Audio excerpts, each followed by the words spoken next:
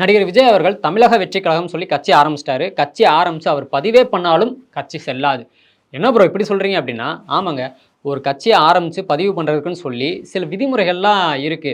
அது என்னன்னு நீங்க டீட்டெயிலா தெரிஞ்சுக்கிட்டீங்கன்னா உங்களுக்கே புரியும். ஸோ எலக்ஷன் வரப்போறதுனால, எலக்ஷன் சம்மந்தமா ஒரு எலக்ஷன் சீரியஸே நாங்க ஒண்ணு போடப் போறோம். நெறைய அவேர்னஸ் வீடியோஸும் போடப் போறோம்.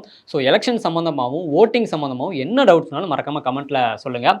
சரி, ஒரு கட்சி ஆரம்பிச்சு பதிவு செய்றது அப்படின்னு சொல்லி அவசியம் இல்ல. ஆனா, இந்திய அரசியலமைப்பு சட்டம் ஆர்டிகிள் 324லயும், மக்கள் பிரதிநிதித்துவ சட்டம் ரெப்ரசன்டேஷன் ஆஃப் பீப்பிள் ஆக்ட்லயும் ஒரு கட்சிய பதிவு பண்ணணும்னு சொல்றாங்க. அப்படி பதிவு பண்ணா நெறைய பெனிஃபிட்ஸ் இருக்கு. அதுக்கு முன்னாடி எப்படி பதிவு பண்ணணும் அப்படின்னா, ஒரு கட்சிய ஆரம்பிச்சிட்டோம்னு சொல்லி 2 நேஷனல் மேகசின்ஸ்லயும், 2 லோக்கல் மேகசின்ஸ்லயும் ஒரு அறிவிப்பு வெளியிடணும். அதுக்கப்புறம் கட்சி ஆரம்பிச்சுட்டு 30 நாளைக்குள்ள டெல்லியில இருக்கிற எலக்ஷன் கமிஷன்ல போய் பதிவு பண்ணணும். அதுக்கப்புறம் எத்தனை பேர் இருந்தா கட்சி ஆரம்பிக்கலாம் அப்படிங்கிற ஒரு கேள்வி எல்லாருக்குமே இருக்கும். 100 பேர், அதாவது 100 உறுப்பினர்கள் இருந்தா ஒரு கட்சிய ஆரம்பிக்கலாம். ஆனா அந்த 100 பேருக்குமே வயசு 18க்கு மேல இருக்கணும். அந்த 100 பேரோட பேரும் ரீசென்ட்டா வந்த வோட்டர் லிஸ்ட்ல கண்டிப்பா இருக்கணும். அதே மாரி அந்த 100 பேர்ல யாராவது ஒருத்தர் கூட அடுத்த கட்சியில உறுப்பினரா இருக்கக்கூடாது. கட்சியோட தலைவர் இல்ல பொதுச் செயலாளர் அந்த பதவிய ஒரு நோட்டரி பப்ளிக் முன்னாடி அந்த பதவி பிரமாணம் பண்ணியிருக்கணும். அதுக்கப்புறம் கட்சியோட தலைவர் இல்ல பொதுச் செயலாளர் ஒரு அஃபிடவிட் பிரமாண பத்திரம் ஒண்ணு தாக்கல் பண்ணணும். அப்புறம் 100 மெம்பர் உறுப்பினர் சொன்னேன்ல, அவங்களோட வோட்டர் ஐடி ஜெராக்ஸ் எல்லாம் சப்மிட் பண்ணணும். அதுக்கப்புறம் பதிவு பண்ணும்போது கட்சியோட பேரு, கட்சியோட நோக்கம், கட்சியோட ரூல்ஸ் அண்ட் ரெகுலேஷன்ஸ், அப்புறம் கட்சியோட ஸ்ட்ரக்சர் என்ன, இது எல்லாத்தையுமே பதிவு பண்ணணும். அதுக்கப்புறம் under secretary election commission new Delhi அப்படிங்கிற பேர்ல ரூ. 10,000 டிடி எடுக்கணும்.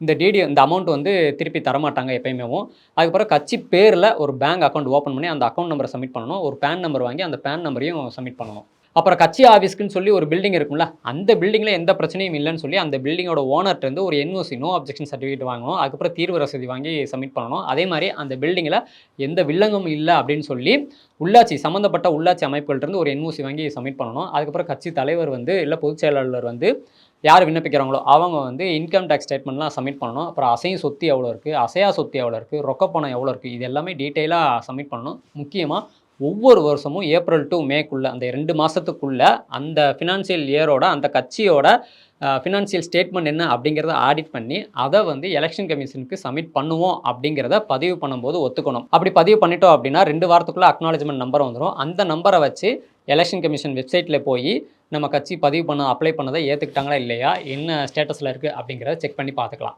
ஸோ கட்சியை பதிவு பண்ணியாச்சு இல்லை, இனி எந்த பிரச்சனையும் இல்லை, அப்புறம் எப்படி செல்லாமல் போகும் அப்படின்னா, கட்சியை பதிவு பண்ணால் மட்டும் போதாது. கட்சியை பதிவு பண்ணால் அடுத்த 5 வருஷத்துக்குள்ள எலெக்ஷன் கமிஷன் கண்டக்ட் பண்ணுற ஏதோ ஒரு எலெக்ஷனில் கண்டிப்பாக போட்டியிடணும். அப்படி போட்டியிடாமல் தொடர்ந்து 6 வருஷத்துக்கு எலெக்ஷனில் போட்டியிடாமையே இருந்தாங்க அப்படின்னா, பதிவு செய்யப்பட்ட கட்சிகள் பேர்லேருந்து அந்த கட்சியை தூக்கிடுவாங்க.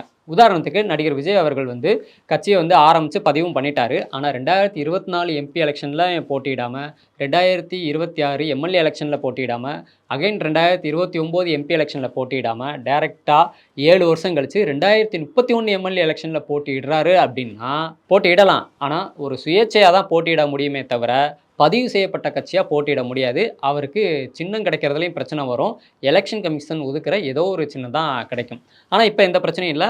நடிகர் விஜய் அவர்களே சொல்லிட்டாரு, 2026 எம்எல்ஏ எலெக்ஷனில் கண்டிப்பாக போட்டியிடுவோன்னு. இப்படி இந்தியா முழுக்க பதிவு செய்யப்பட்ட கட்சிகளோட எண்ணிக்கை 2796. அதில் 6 ரிகக்னைஸ்ட் நேஷனல் பார்ட்டிஸும் 56 ரிகக்னைஸ்ட் ஸ்டேட் பார்ட்டிஸும், அதாவது 6 அங்கீகரிக்கப்பட்ட தேசிய கட்சிகளும் 56 அங்கீகரிக்கப்பட்ட மாநில கட்சிகளும் இருக்குது.